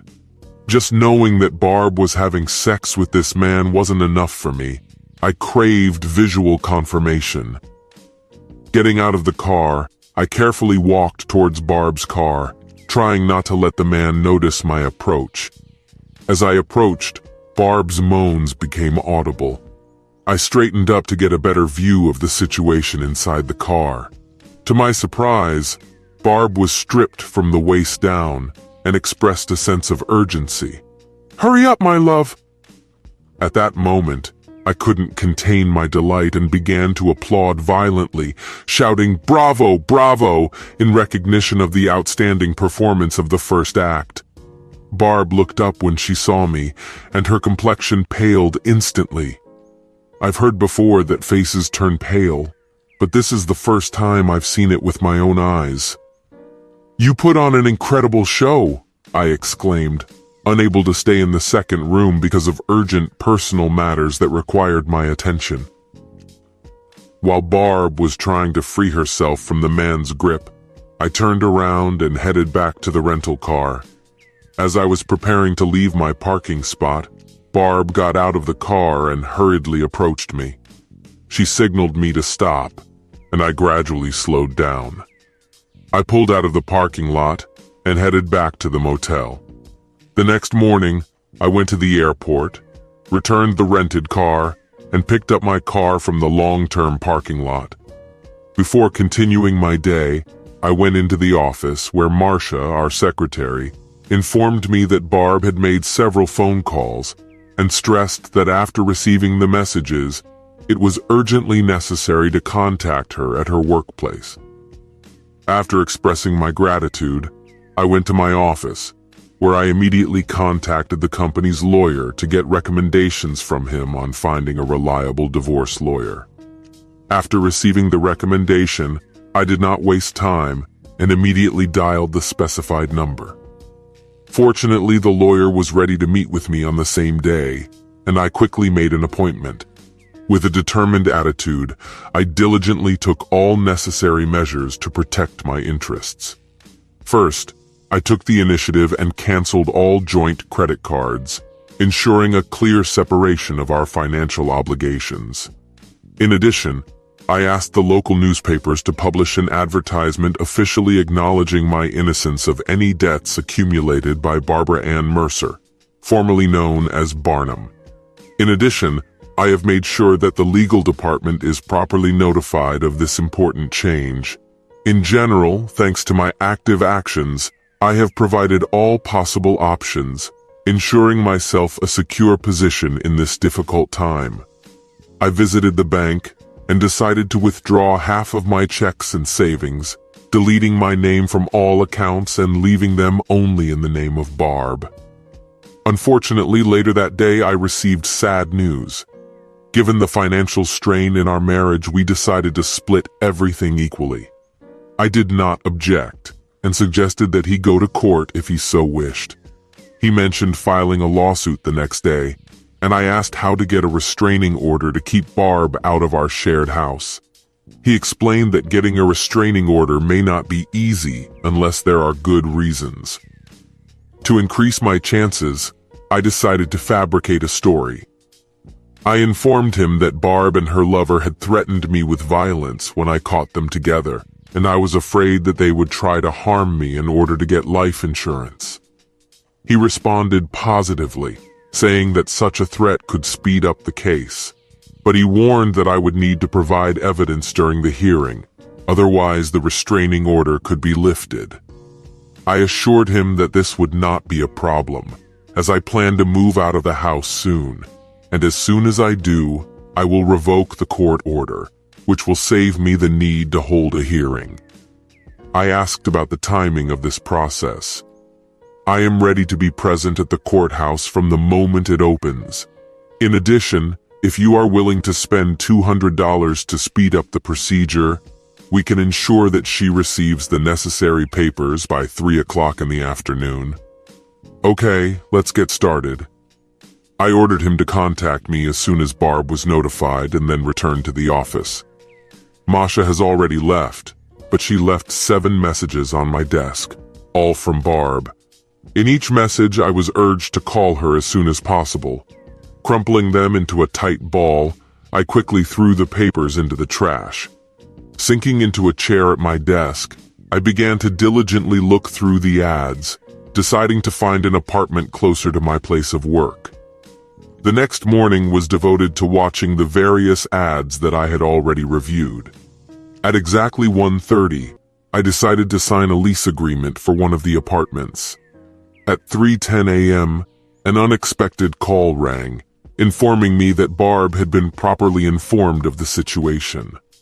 I quickly arranged to rent a truck and bought a sufficient supply of packing boxes. Without delay, I set off on my way home. At 4 o'clock, a courier arrived to deliver the notification to Barb. By handing me a copy of the restraining order, the courier ended this eventful day. According to the order, Barbu was forbidden to approach me within a 500-foot radius. With the help of a few friends, I managed to collect all my belongings from home and load them into a truck. While I was doing this, Barb suddenly appeared in the driveway. After getting out of the car, she began to approach me. In a firm voice, I urged her to get back in the car and leave the house, warning her that I would contact the authorities for violating the restraining order. "This is ridiculous, Rob. We need to talk," she insisted. I answered firmly, "No, we're not going to talk. I think it's important to emphasize the importance of actions rather than words, especially given my observations of your behavior. Therefore, I urge you to leave. But before you leave, we definitely need to talk." "Okay, Barb, I'm giving you a chance to chat." But after carefully assessing the situation, I found it necessary to take precautions. I took out my mobile phone, quickly dialed the preset police number, and began to guard the house, locking the door. While Barb was tirelessly banging on the door demanding to enter, a police car accidentally drove up to the entrance. Taking advantage of the opportunity, I went outside and handed the officers a copy of the court order. After reviewing its contents, they quickly informed Barb that by law, she must be at least 500 feet away from home. In a strong voice, she protested, emphasizing that the house belongs to her and declaring her equal right to be present in it. Despite her defiance, the officer warned her to leave or be taken to the police station. A glimmer of hope arose in me. I silently wished that she would continue to argue, as a result of which she would be removed. But to my surprise, Barb suddenly showed some ingenuity. She quickly got into the car and drove off to the end of the block. Grateful for the timely arrival of the officer, I expressed my appreciation before starting to load the truck and leave the territory. Before I left, I made sure that Barb didn't follow me, ensuring her safety and peace of mind. When I arrived at the new apartment, I started the process of settling in. Over the weekend, I focused on getting comfortable before returning to work on Monday. But my quiet start to the week was abruptly interrupted when Marcia appeared at the door of my office and informed me that Barb was waiting on the other end of the line. Having barely realized that I had unfairly burdened Marsh with all the calls and postponed the conversation with Barb, I reluctantly decided to answer the call. "Yes," I replied, trying to keep my tone neutral. But Barb begged, "Robbie, please talk to me." Feeling no particular desire to engage in conversation, I replied curtly, "I have nothing to tell you, Barb. I need to talk to you, but we can't do it over the phone. Rob, I get interrupted at the office all the time. Could you come home? We can have dinner and talk." "Thank you, but I don't have a home anymore, and I don't see any reason to come back to you." "Okay, offer me a place and I'll meet you there. But I have to stress that I don't really want to talk, as it would be a pointless use of my time. But if you finished work, you can come to my office. Everyone should be gone by then. I'll only give you 15 minutes, no more." At 5:50, she suddenly appeared. As soon as she crossed the threshold of my office, I motioned her to a chair and said, "So Barb, what do you want?" "That's exactly what I don't want, Rob. I don't want a divorce. I've never wanted to have a wife who meets strangers in bars and sleeps with them in parking lots, but nevertheless I'm here. I'm sorry that you witnessed this, Rob, but even so, it shouldn't be the only reason we broke up. You can't take this seriously. Are you seriously attracted to other men, and do you think I won't mind?" "It's not a few men, Rob. It's just one. I was in a relationship with Jeff even before I met you. We accidentally crossed paths during a night walk with my colleagues and have been dating for about 3 months now. What? Is that okay with you because you knew him before we met? Rob, I've been dating him for 3 months now. Have you noticed any changes in my attitude towards you during this time? Have I become less loving than I have been throughout our marriage? I love you, Rob, and I don't love Jeff. Rob, I want to make it clear that my meeting with Jeff has no financial implications for you. I only spend time with him when you're not around. After talking to him, I never come to you. If so, it shouldn't be a problem. I want you to understand that my relationship with Jeff has not caused any harm to our relationship. I'm not disrespecting you by approaching you right after talking to Jeff. I don't meet him secretly behind your back while you're at home. The most important thing, Rob, is that you are my partner. I love you, darling, and I want to grow old only with you. I'm sorry, Barb, but our views are very different. Although you claim that you do not treat me with disdain, I firmly believe that your actions in entering into a relationship with another man are an extreme degree of disrespect for me. It is difficult for me to reconcile your declarations of love for me, your desire to have a future together, and consider me your partner with the fact that you have a close relationship with another person.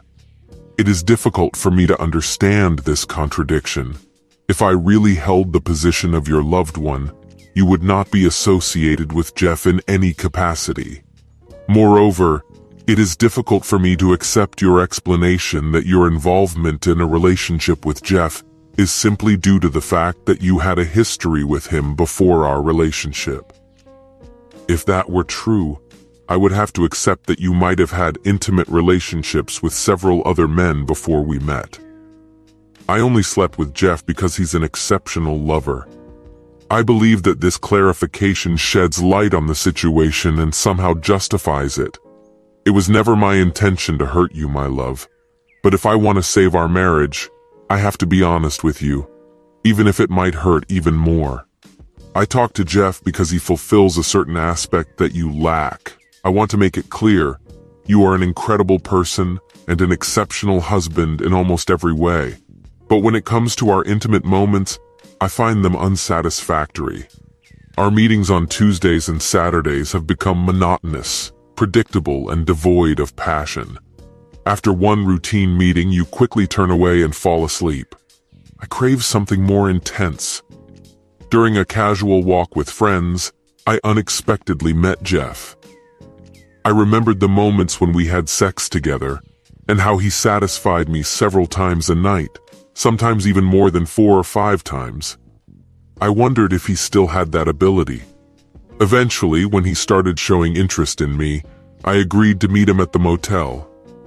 Our meetings were based solely on physical pleasure, devoid of love or affection, just a frank, intense, intimate experience. He gave you what you lacked, Rob. But it was all about the physical aspect, Rob. It didn't cloud my love for you in the least. If I had to choose between a relationship with you, but without intimate satisfaction, or Jeff and an incredible intimate life, I would end up choosing you, Rob. I'm glad to hear that. Let me ask you something. Whenever I came home from work, and you weren't in the mood to cook, and you offered to go out to eat, did I take the initiative and invite you? Of course I did. When you came up to me and said that you had a difficult week and you would like to go somewhere to have fun to relieve stress, did I invite you? Yes, Rob, undoubtedly. And didn't I fulfill your requests? Almost always. Then for God's sake, why didn't you tell me that our intimate life is not satisfying? You've never made any claims, so how should I have known about it? My sex drive is not particularly strong, and I was pleased with our closeness on Tuesday and Saturday, and you were pleased too. If I served you hot dogs every night for a week and you got tired of them, would you tell me about it? You have the freedom to have a relationship with whoever you want, but I can't discuss important things like your sex life with me. In that case, I guess I'll look for communication elsewhere. It's comforting that if you have a choice, you'll still prefer me to Jeff. But Barb, I've made a decision, and you don't have the right to vote.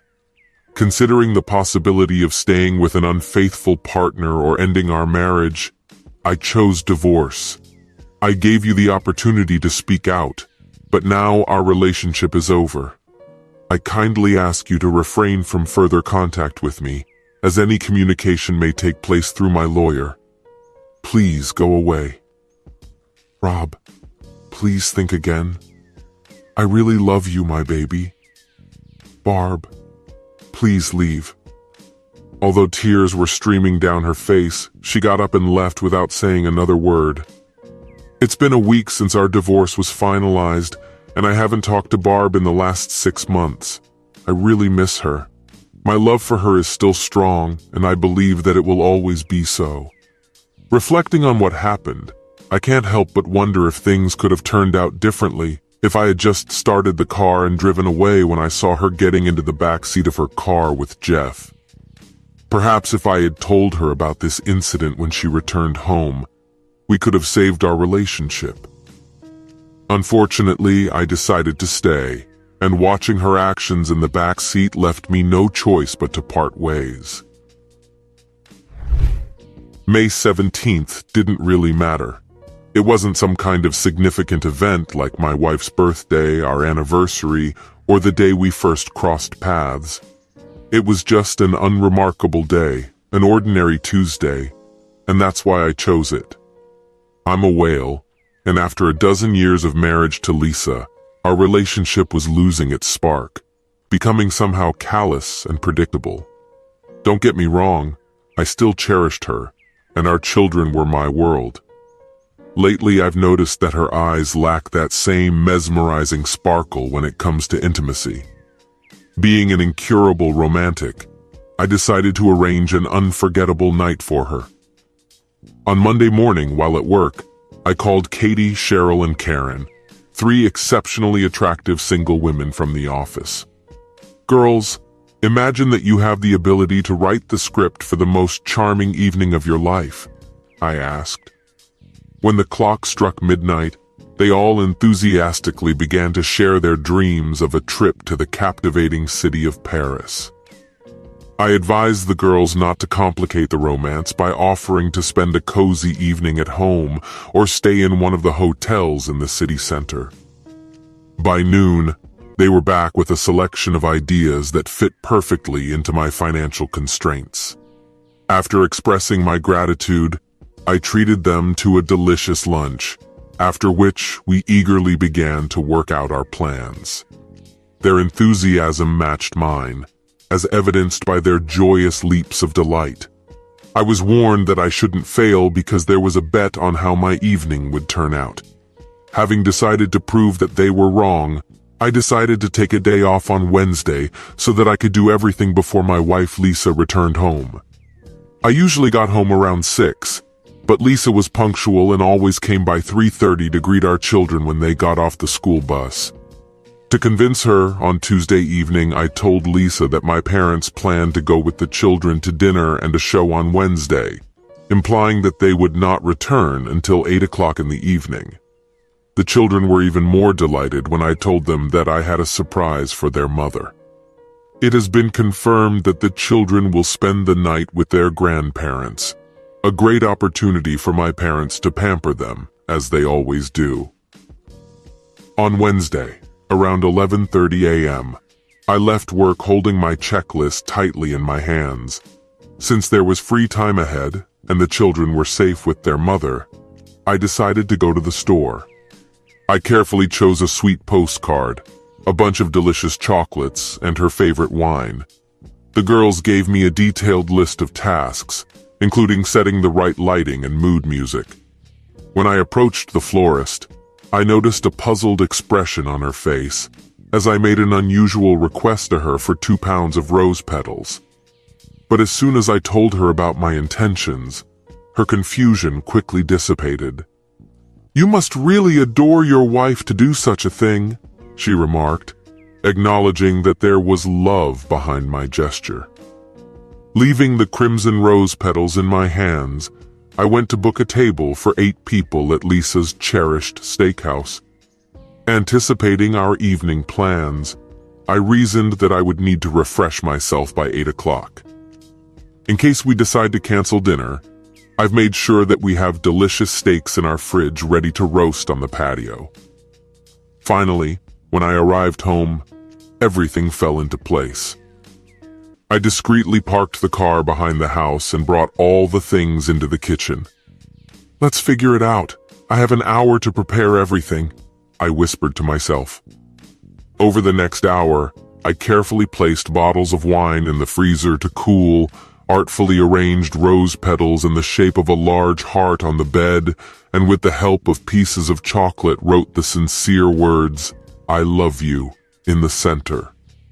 To the last detail, I filled the garden tub with warm water and gracefully scattered the remaining rose petals on its surface, creating a mesmerizing sight. Finally, I made sure to put a bottle of wine in an ice bucket on my side of the bed. I carefully placed the postcard next to the reading lamp on her bedside table. By adjusting the brightness of the overhead light, I created a cozy atmosphere before opening a bottle of wine and pouring 2 glasses. Having put our portable CD player on the dresser, I planned to turn it on as soon as she entered the bedroom.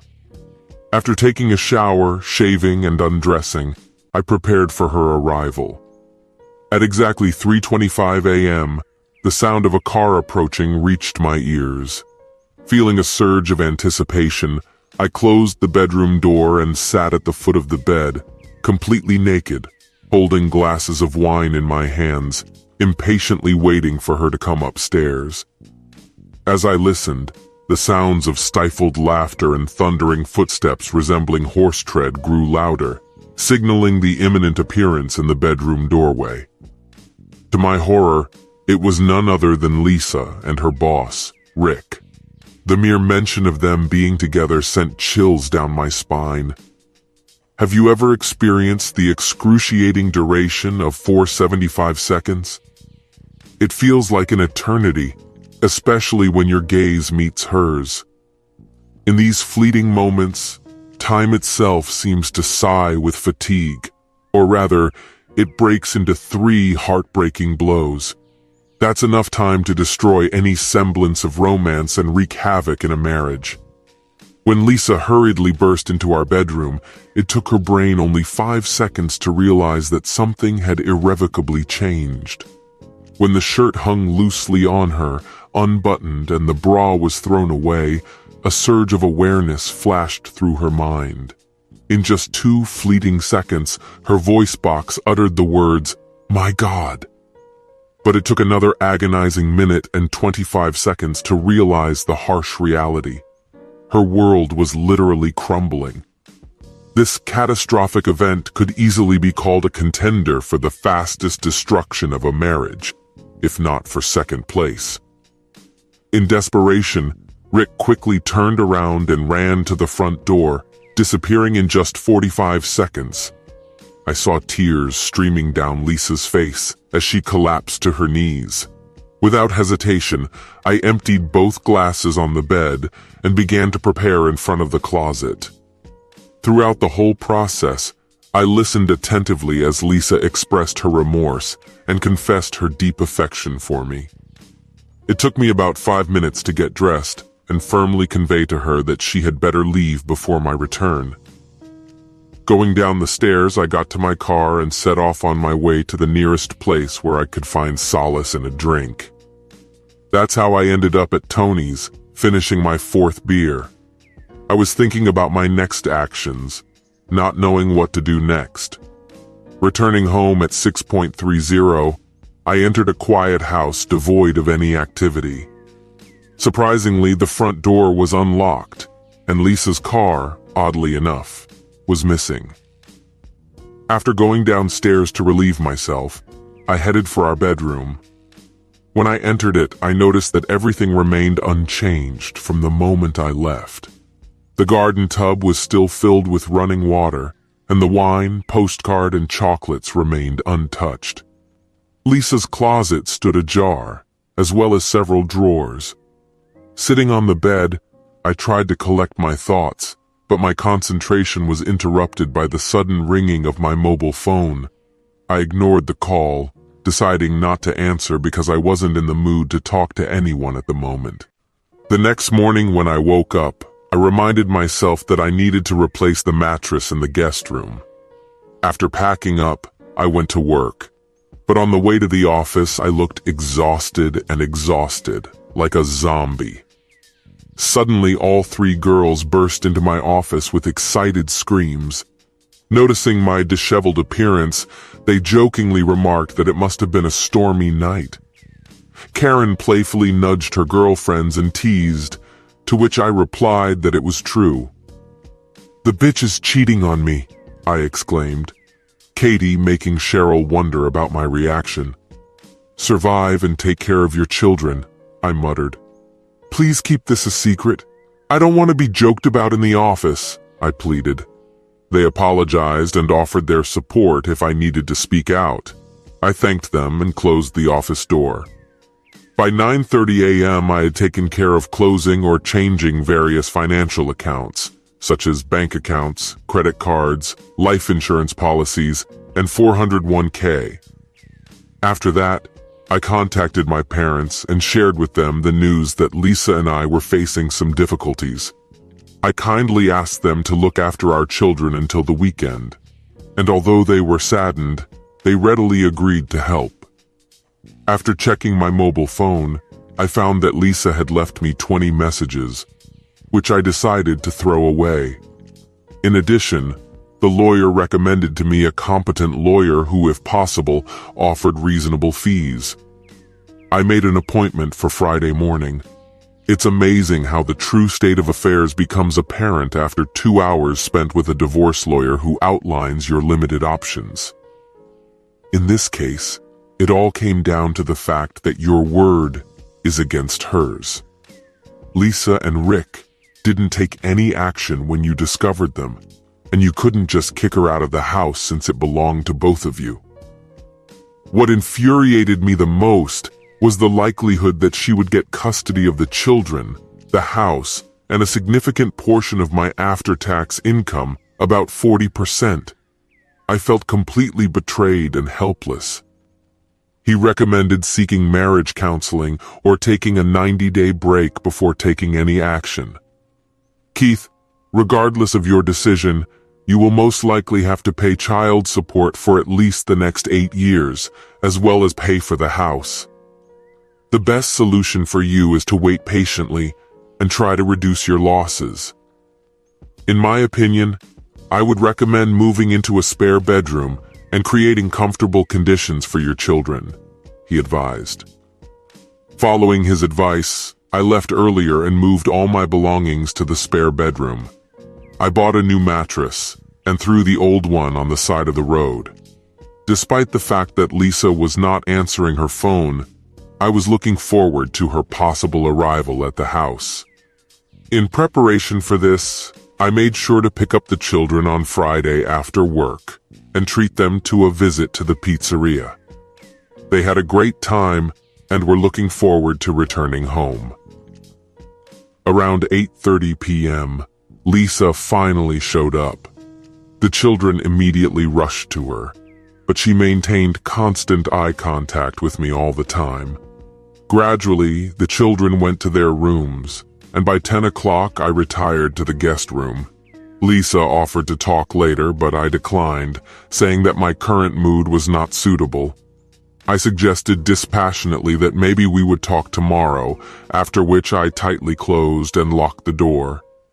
In the distance, I heard a frustrated exclamation escape her lips as she examined the remains of what used to be our shared bedroom. I heard the sound of sheets being removed from the bed and other sounds that made me imagine her trying to clean up the room. On Saturday morning, my attention was attracted by a discarded postcard, scattered rose petals and chocolates lying in the trash, as well as an empty wine bottle. At that time, the children were enjoying breakfast and doing their usual Saturday chores, spending time with friends and participating in football. Not feeling particularly hungry, I decided to make a cup of coffee. When I was finishing my first cup, Lisa appeared downstairs. I decided to pour myself another cup, took the newspaper, and went out onto the terrace. With red, watery eyes, Lisa declared that eventually we would have to talk. Intrigued, I questioned her, wondering what she could tell me to make sense of what I witnessed on Wednesday. I couldn't help but ask how long she had been having an affair with Rick.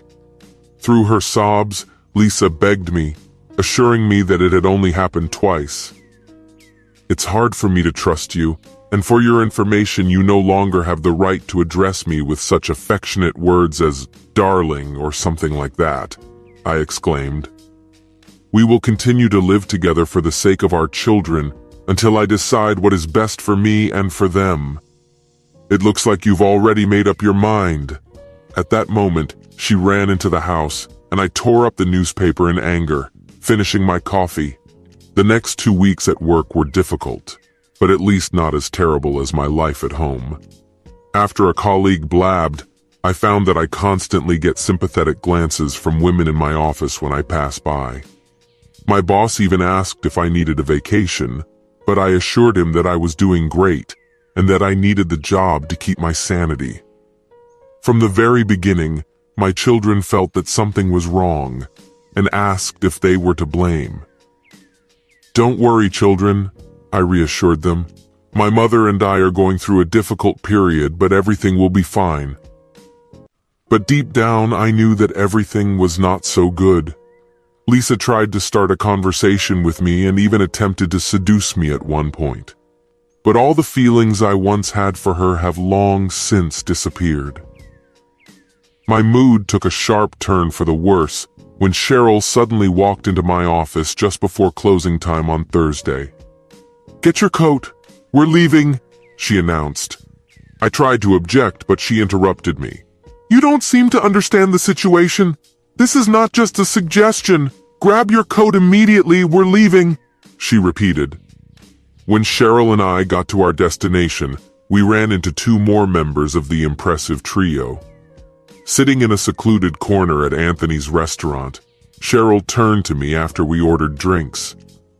"Kit, you really need a distraction," she began. "You've been like a lifeless soul for the last 2 weeks, and even though everyone is supporting you, you're going to get into serious trouble if you don't pull yourself together." "I have my reasons, so why don't you just leave me alone?" "Leave you alone? You're not talking to Lisa," Karen replied. Confused, I asked, "What do you want from me? Will you continue to endlessly indulge in self-pity, or do you want to move forward?" I expressed my opinion by staring at the glass in front of me. Katie asked, "But didn't you mention wanting to rejuvenate your outdated marriage? Do you really want to return to your everyday existence? Do you still love her?" A mixture of affection and hostility fills my heart for her. I fantasize about standing up to both her and Rick for the pain they caused me, I exclaimed. I'm just lost and I don't know what steps to take or where to start. "Let's have a bite to eat and then we'll figure out what's what," Cheryl suggested, gesturing for the waiter to come over. "The first step is to equalize the odds.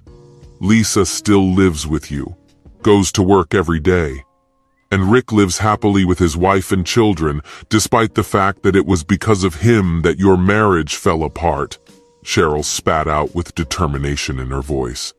"It's time for you to get your life back." As the evening went on, I started to feel better, and they were right. I needed to act. I couldn't let it go on anymore. It was tearing me apart. Upon returning home, Lisa asked where I had been. "Why do you care?" I shouted as she retreated to her bedroom, tears streaming down her face. The next day I had a meeting with my lawyer, Randy. "Weren't you planning to wait for the divorce?" "Yes, but now I want to file a lawsuit against the company Rick and Lisa work for, and also file a lawsuit against Rick for ruining my marriage," I informed him. "Keith, you have to understand that without solid evidence, your case may not stand," Randy warned me. I am aware, but considering that they work for a company whose shares are listed on the stock exchange, given the recent media coverage of corporate mismanagement, it is unlikely that they will want negative publicity. Moreover, managers are usually expected to work until 5, even when they are on duty. Most corporate bylaws usually contain a moral clause that strictly prohibits a married employee from entering into a romantic relationship with a married employee under their control, especially during working hours. Randy assured me that it would take a couple of days to sort everything out and fill out the necessary paperwork. However, he promised to let me know when the plan was put into action. For the next 3 days, I maintained my usual whale-like demeanor and shared a carefree mood with my work colleagues. I had a great time with the kids and was glad to meet Lisa again, which brought her some relief. On Thursday, Randy contacted me and informed me that their company had received service, but I asked him to postpone Rick's paperwork until we resolved the issues with their company. The following Tuesday, Randy and I found ourselves in a conference room in front of the CEO and his manager.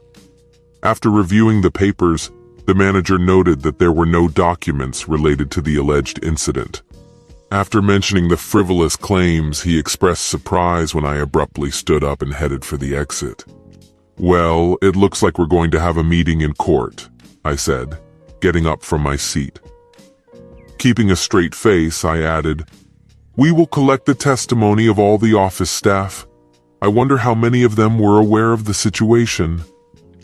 I confidently assured them, "I just need to find 1 or 2 people who are willing to speak out." After thinking about the possible consequences for managers, I asked the question, "How many of them do you think will protect Rick when their own interests are at stake?" Wishing them good luck, I calmly concluded, "Gentlemen, Randy and I are leaving." On Wednesday, while I was at my desk, Randy called me. He expressed a desire to settle the current issue, calling it a way to make the situation disappear. I informed Randy that I had requested $250,000, including attorney's fees, and that both parties be transferred to different state offices. I thought this would cover all the necessary aspects.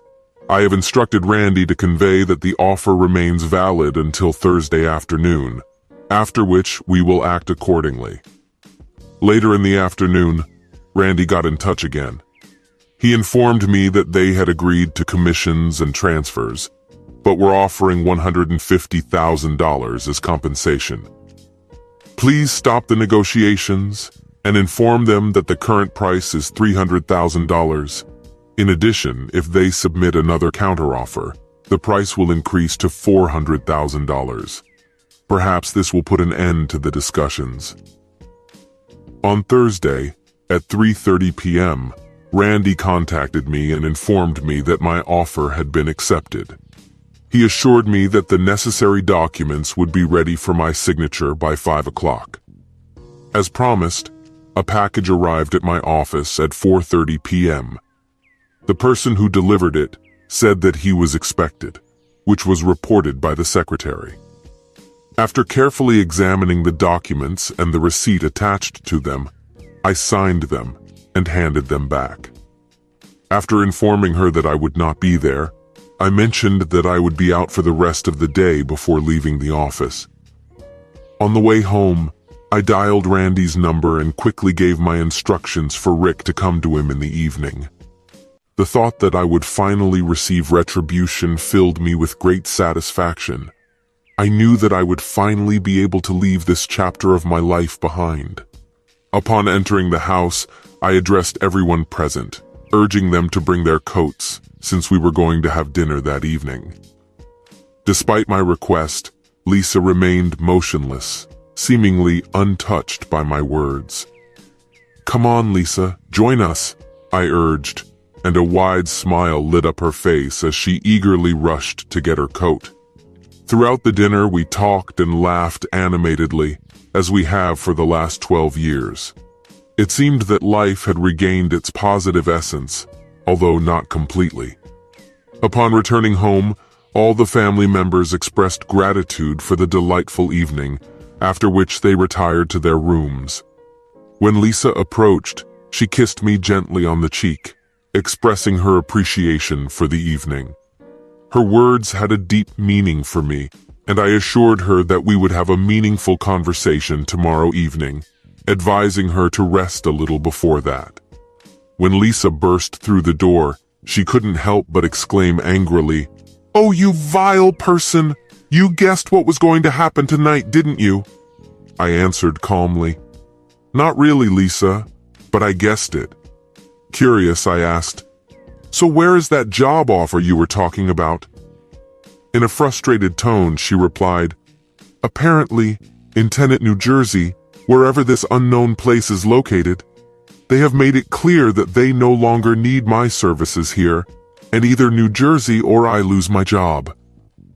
Gathering her resolve, she declared, "I made it clear to them that I would never be transferred there."